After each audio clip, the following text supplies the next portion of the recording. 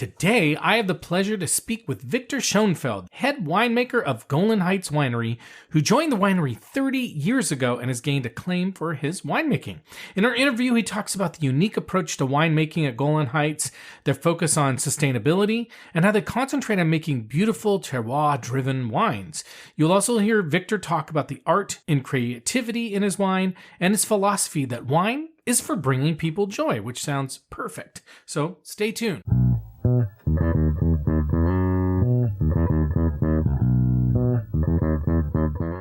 Hello, and welcome to the Wine Pair Podcast. I'm Joe, your sommelier of reasonably priced wine, and for this special episode, I am once again on my own as my wine pairing partner in crime is busy making cakes for her Baby Cakes Micro Bakery, which, by the way, you can learn more about if you head over to her website, lovebabykakes.com. But that's not what we're here to talk about today.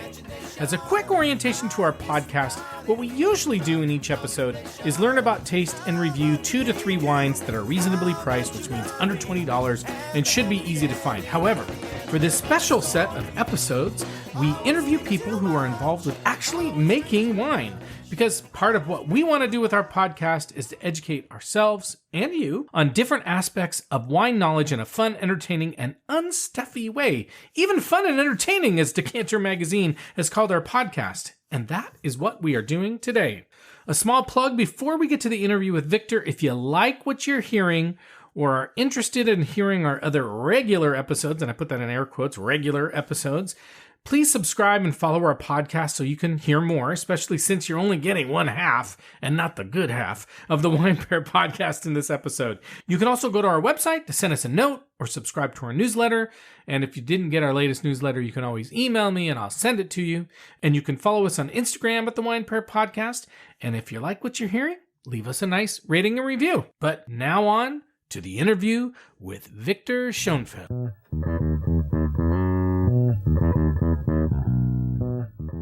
Hi, Victor. Welcome to the Wine Pair Podcast. Hi, Joe. I'm happy to be here. Awesome. Well, we're super honored and happy to have you with us, and we're really looking forward to learning more about you. We're looking forward to learning more about winemaking in Israel and what makes Golan Heights wine special. So without further ado, I think we just jump in, and I think we start with a little bit about you. I'd like to know a little bit about you, your background and family, and then we'll talk about anything about that led into winemaking. Okay. So I grew up in Southern California along the coast, youngest of 5 kids. My father was an electrical engineer, worked in aerospace. My mom has a few master's degrees. The last thing she was doing was counseling at a high school. And I grew up close to the beach, summers, at the beach. Never thought I would study science, but eventually got interested in, I always loved food, and my family was food centric. And so I was always drawn to the kitchen, always drawn to cooking. And through this love of food, I got this crazy idea for a kid. Basically, we're in the outskirts of Los Angeles, an hour drive to get into downtown LA. So it didn't feel like we were part of Los Angeles, but for some kid from the suburbs of Los Angeles to get an idea that he wants to be a farmer, that's what happened. But I was interested in agriculture from the food perspective. And these were the early 80s. And the early 80s was pretty ugly in American agriculture in terms of, industrialization. Nobody was talking really about flavor. Maybe that was the beginning of farmers markets, but it was all about shelf life. So nobody was talking about flavor except in wine growing. And I had already started to get interested in wine. So when I thought, and I had some agricultural experience already. And so when I thought about growing wine, something inside me just kind of clicked. And I don't know why, but I had a strong intuition that it might be suitable for me. And I feel just insanely lucky that I somehow dropped into wine growing and winemaking. So you mentioned interest in science and interest in agriculture. Is that something that you studied then in college, or did you just kind of learn it on your own? So when I graduated high school, and then I took a year off after high school, I never imagined I was going to study science. But once I kind of decided to go into this viticulture and enology route, actually, my first decision was to study viticulture, wine growing. And so I had started already at UC Santa Cruz. I transferred to UC Davis to study viticulture. And then I took a year off to manage a vineyard. And then I realized that, oh no, viticulture is only the beginning of the winemaking process. So actually, my fourth year at Davis, I changed my major. At that time, you couldn't study viticulture and enology. Now you can, which makes much more sense. But when I went to school, it was either viticulture under plant science or enology under what was called fermentation sciences. So I changed my major in my fourth year. So I ended up doing close to 5 years to get my degree in enology. And so then that led you where? Did that lead you directly into, did you go directly into, working at wineries, or was there something else along the way as well? Yeah, so I had already started working at wineries because that's kind of, if that's your direction. So I had done viticulture work. I managed some vineyards for close to a year, and then I helped a friend establish vineyard in the Carneros region. And then I had worked at Preston Winery in Dry Creek Valley, and I had worked at Robert Mondavi Winery in Oakville, and then I worked at Chateau St. Jean Winery. The winery that I worked at, I'm forgetting something along the way. The winery I worked at previously before coming to Golan Heights Winery was Champagne Jacquesson in Champagne in France. So you had quite a varied background. In that education or experience, did you find anybody who was like especially a mentor or very influential in the way that you make wine? Yeah, everybody. I had the fantastic luck of working with great people. So, you come out of school thinking you know a lot, and then, of course, you realize pretty quickly that you don't know very much. And the perspectives of the people that I worked with were just, in a way, they were all very similar in that they're working under very certain circumstances, trying to understand those circumstances, trying to work logically and holistically within those circumstances and make a product that is, worthy of where these grapes are being grown. So I was definitely raised within a terroir view. And I think that's still the most interesting thing about wine is to try to make wines that reflect a specific area on the planet. So even for us, if somebody drinks one of our wines, I don't want them to think, oh, wow, they're great wine growers or they're great winemakers. I want them to think, wow, the Golan Heights is a great place to grow wine. I think my most significant mentor must be Zelma Long, the legendary California winemaker who worked with us, consulted with us for quite a few years. But really, I learned a lot from every person I was with. And I think, finding good people is much more important than finding, the specific winery with a great reputation, although they might coincide. But understanding very quickly that winemaking is not, recipe. I love to cook. If I'm at home and I don't have something to do, I'm probably putting around in our kitchen. And I don't cook with recipes either. So my outlook is about kind of the same. But in wine, I always think of, growing grapes and making wine like you're in a room and the room is mostly dark. You don't really see what's going on. And every time we learn something, we make the light a little bit brighter in that room. So, academic studies, I don't believe not doing academic studies just to know, because we don't know so much. It makes sense to know as much as possible. So at least you're going into that room with a little bit more light than you would if you don't have those academic studies. But, I've been the head winemaker at Golan Heights Winery for 32 years. I've been making wine full time since 1988. And I feel like that room is still mostly dark. We are learning all the time. And I think that's one of the most fascinating things. I don't know about other professions, but man, wine growing and winemaking remains fascinating to this moment. Well, I like asking this question when I talk to winemakers, and I'm interested in your answer. I think I know what you might say, but do you find yourself leaning more, and maybe this has changed over the years, and as you talk about the dark room and learning more, but do you lean more towards the art or the science of winemaking? You should know the science, but the science is not enough. to make inspired wine, I don't think. So, I mean, I don't want to sound negative, but you see some people that studied winemaking going into wine lab sciences, things like that. They're not drawn to the production because you have to be comfortable to work in an environment where there's so much unknown. And not only that, you have to lead in that environment.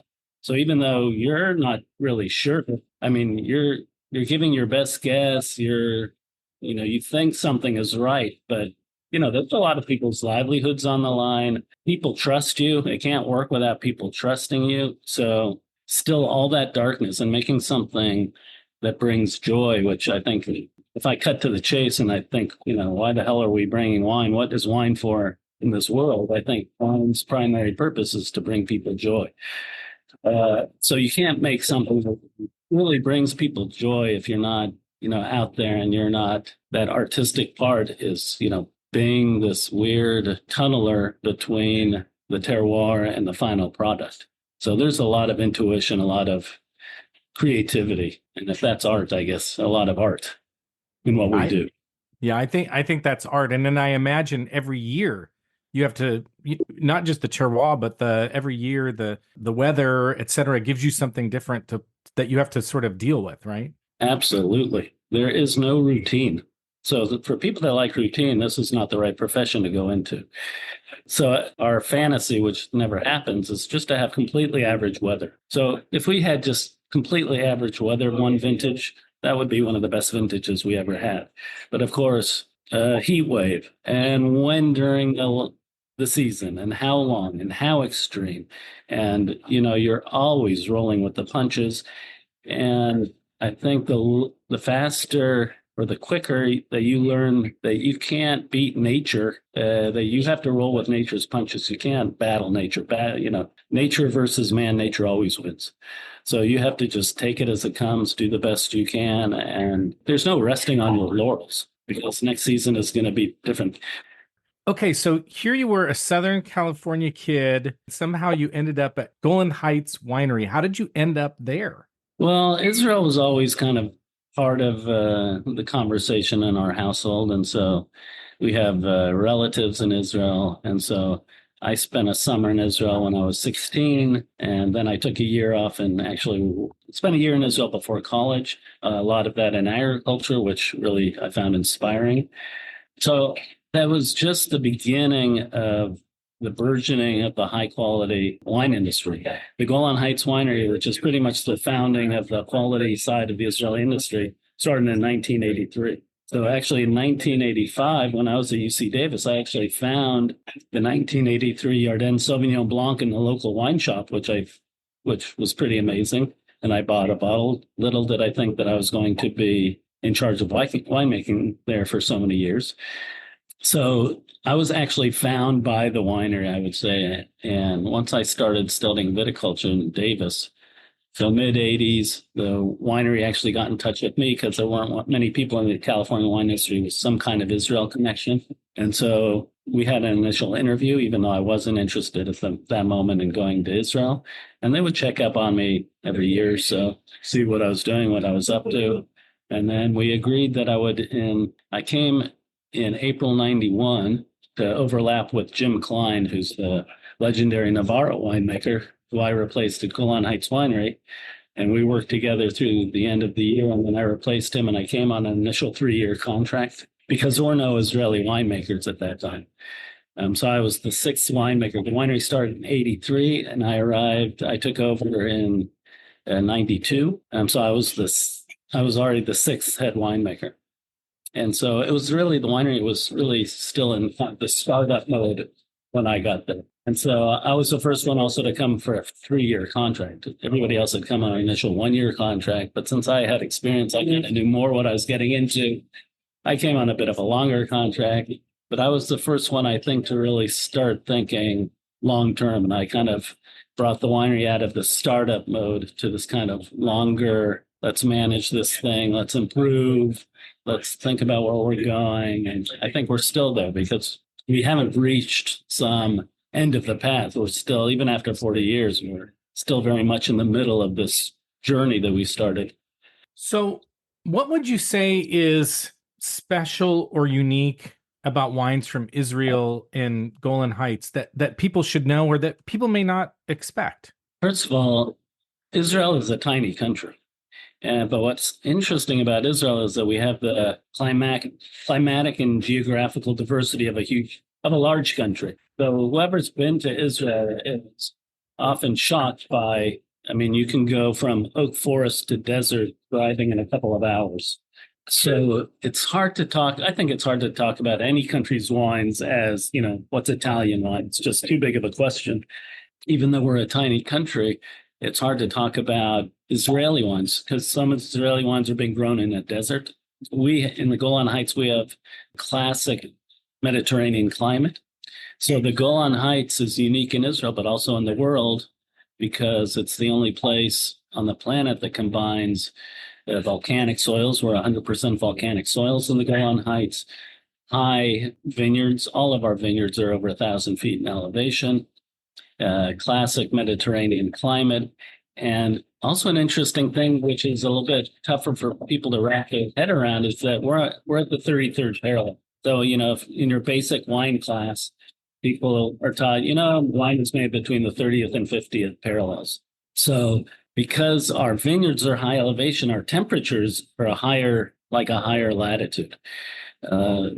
By a rule of thumb, something between the 37th and 45th parallel. 45th is where Bordeaux, Burgundy is.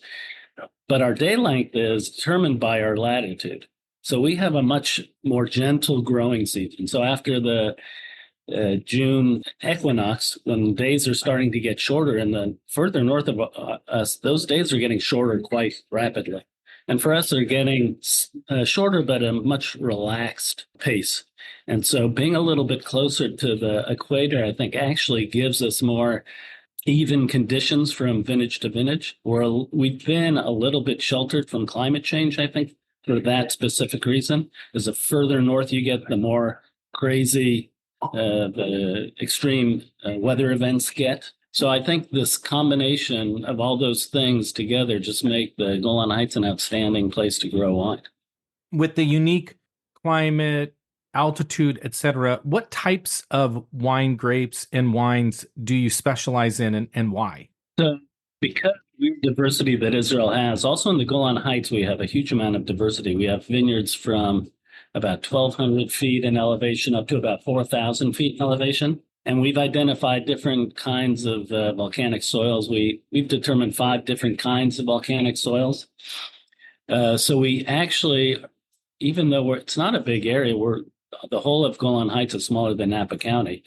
We can grow a large number of varieties successfully. And we make, award-winning sparkling, white, red. So the varieties we work with are the varieties that we have available to us.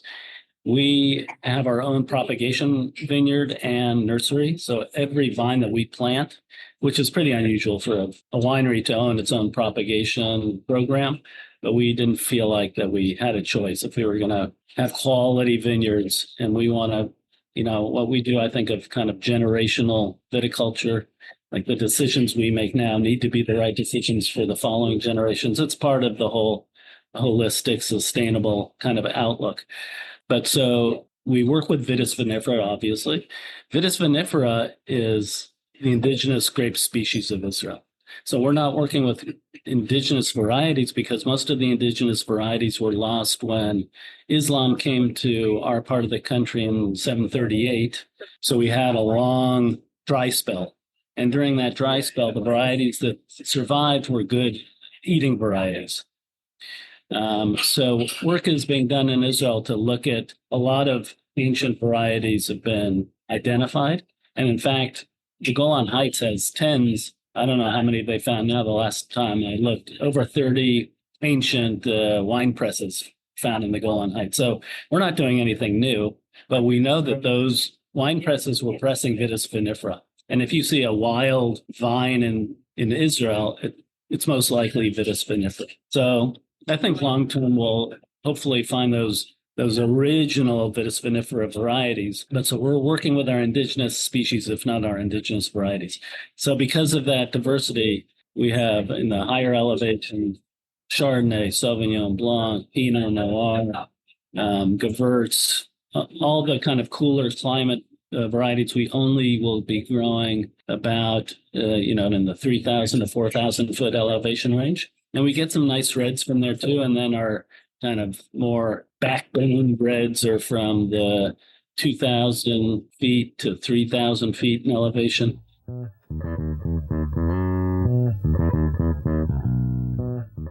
So I want to go back to something that you said, because as I was doing some research about Golan Heights Winery, I noticed there was a huge emphasis on sustainability, and you mentioned that. So tell us a little bit more why that's a priority. Israel got into this very bad situation, a little bit like South Africa did with leaf roll virus.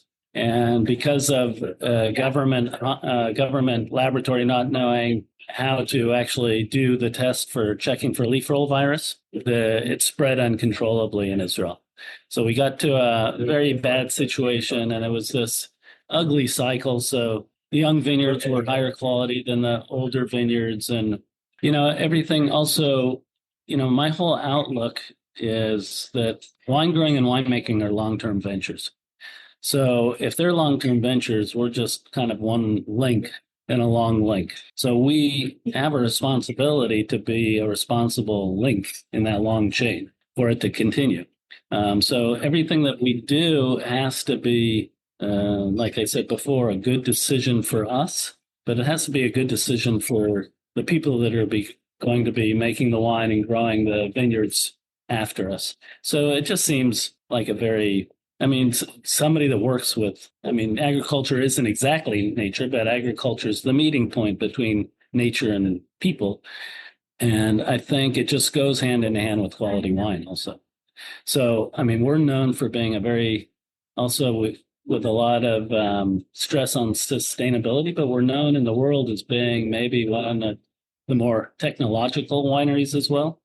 So we invest a lot in technological tools to understand what's going on with the vine, with the roots, so we can be more hands-off.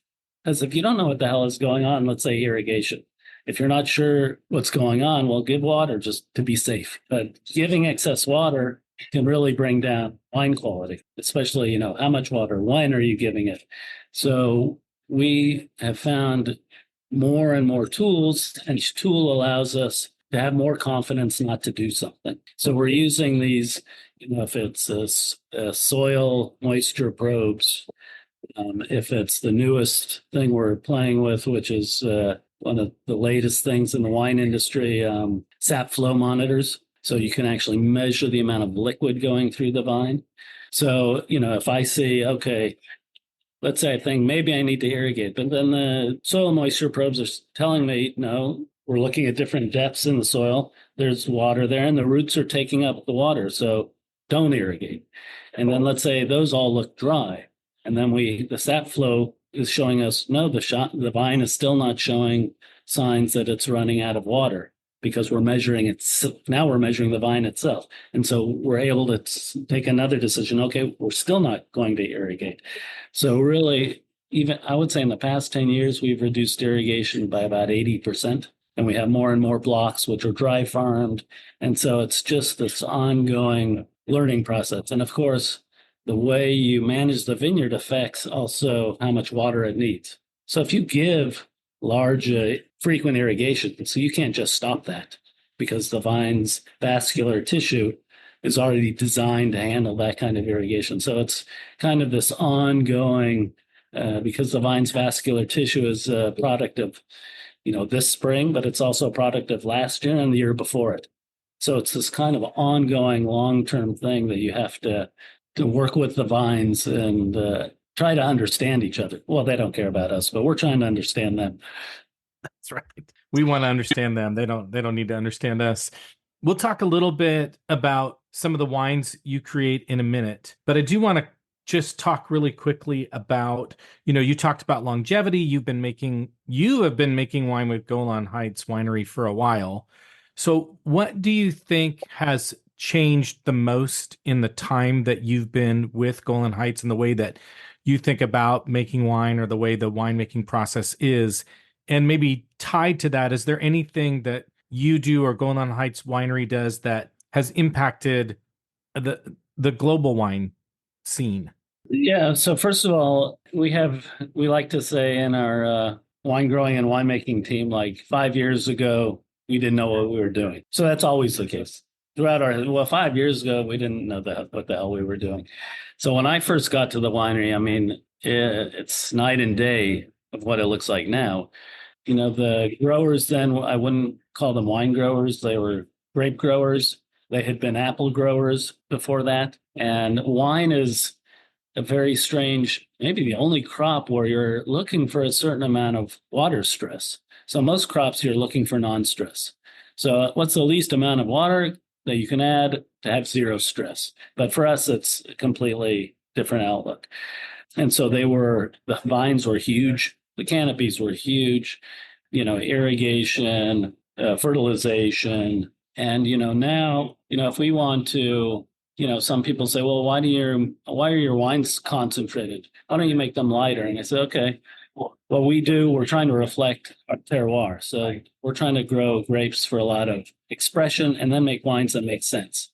So we're not chasing the style of any other place, but we could certainly give more irrigation, more fertilization, leave more fruit on the vine and get lighter wines. That would be easy. But, for us, and we also analyze things like anthocyanins. And so I think if you're going after greatness, and I'm not saying we've reached greatness, but if you're going after something great, it's something that's not easy to achieve. So we make life hard for ourselves. We're never, 100% satisfied with what we're doing. There's always a way to improve. So this constant hunger for improvement. And for us, that means that we are doing less. The vines are more independent. They're more resilient. They're less dependent on us. We do as little as possible. Unfortunately, that little as possible in the vine's view doesn't mean that it's not a little amount of labor. Because when we go in and we manually measure during shoot growth, active shoot growth, and we're manually measuring shoots, we're not really doing anything to the vine. We're just collecting data, but that takes a lot of people and a lot of hours. So non-intervention doesn't mean, unfortunately, a low number of labor hours. But so, we do produce fairly concentrated wines, but that's because that's what the vine does where we grow them. So, some, I'll have even sommeliers in Israel at good restaurants. Well, why don't you make wines more like Burgundy? And I said, well, if our climate and soils were like Burgundy, then, we probably would make wines more like Burgundy, but our climate and soils are nothing like Burgundy. So why would we want to make wines like Burgundy? It makes no sense. The whole interest, a lot of the interest in wines is the incredible diversity around the world of wines. And of course, what's less interesting in, the lower end of the market is that there's no, it's not terroir based already.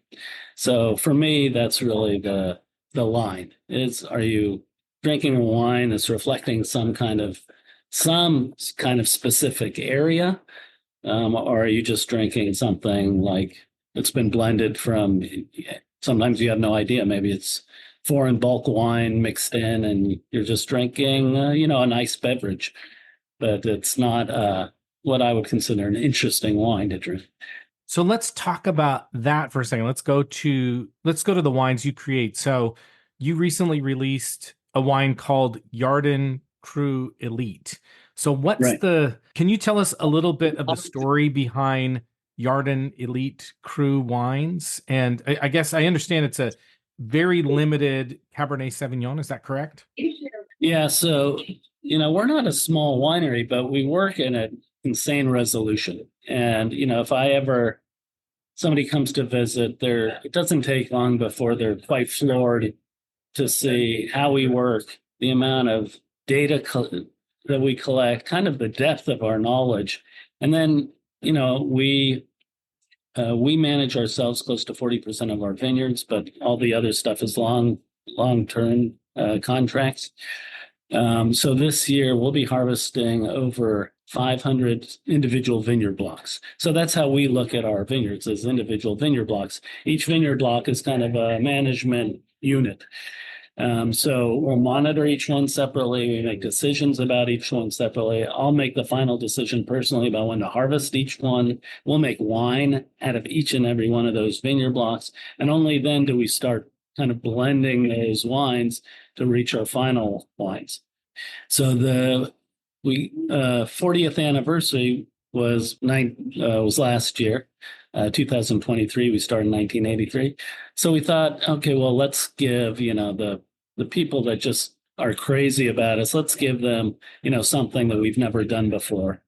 And so what we did is we have a range of single vineyard wines, different varieties, and also single vineyard blended wines. So single vineyard wines that are a blend of varieties that are grown in that vineyard.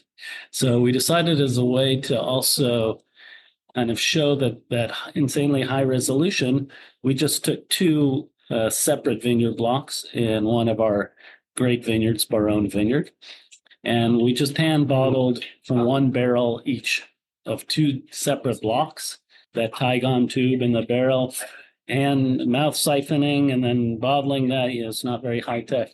But so we had these 260 some odd pairs they're only sold in pairs, these single vineyard, single block, single barrel wines. And so these two blocks are not far from each other, but they're distinctly different. And if you open those wines and you see, well, it's Cabernet from the same vineyard, I can show you on a map, it's a couple 100 yards away from each other, but yet they have a lot in common with each other, but they're distinct wines. And so it just kind of opens up this world of knowledge to people that are, want that kind of level of knowledge, to another level of understanding about what this is all about. That sounds amazing. So we'll give our listeners a chance to information about where they can find out more about the wines. But as you were talking about the wines, I was thinking about, do you have, everybody, you're not supposed to have a favorite child. I understand that, but do you have a favorite wine that you make, or a signature wine that you really love? I mean, again, this is just me as a winemaker. In terms of drinking wine, it's always about, what are you eating? Who are you with? What the situation is? Because, those things are different than what wine will bring the most joy at any certain moment. But in terms of being the head winemaker at Golan Heights Winery, so Yarden, which is our high-end label, Okay. Yarden Cabernet Sauvignon, I would say, even it's not our most expensive wine, but it is like the iconic Israeli wine where you could do a vertical tasting of tens of years and just see outstanding quality. And Yarden Cabernet Sauvignon is Israel's #1 ambassador for exports around the world. It's a gold standard. We don't make that small amount of it, but it's in huge demand. We can't make enough of it. And really, I think of it as kind of this thing that we can always make it better. But let's say we have a challenging vintage. If it comes down to it, we won't make any single vineyard wines. Every vintage, we will make sure your then Cabernet Sauvignon is as good as it needs to be. And then if we have extra wines that we can play with and not compromise in any way our then Cabernet, then we'll make, a bunch of single vineyards, and those will be great. And those are also, they give, wine lovers an opportunity to experience the Golan Heights at a much higher resolution. Okay, well, Syrah here and Syrah there. Wow, those are different, but they're good, but different. Or, wow, a multi-varietal single vineyard. This all comes from one vineyard. We could hop in the car, go there. You could look at that, and now you're drinking, the wine that came from that specific spot on the earth. It's just, it's fun. Well, we'll be on the lookout for that wine. Victor, I know you need to go. You're actually at a wine event in New York, so I really appreciate the time you've spent with us. I'd normally ask a question about what wine you'd bring to Sunday night dinner, so you're always invited to, when you're in Seattle, you come and visit us, and you bring that Cabernet Sauvignon, and we'll be happy. Always ahead. Thanks very much. Yeah, thank you very much for joining us and for spending time with us, and safe travels, and we wish you peace in your part of the world. Thank you. We could use it. Thanks, Joe. It's a pleasure talking to you. Great talking to you as well.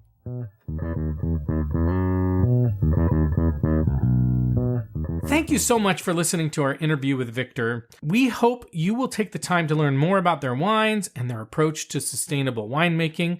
And just in case you are worried that you had to memorize all of that stuff about how to find them and get a hold of them and all that kind of stuff, don't worry. You can find all of this information on our website, thewinepairpodcast.com, and our show notes. So if you go to this episode and you scroll down, you can click on a little button arrow and it will show the show notes. But so you have it, here are some sites for you to check out. The website is www.yardenwines.com. That's YARDEN wines.com.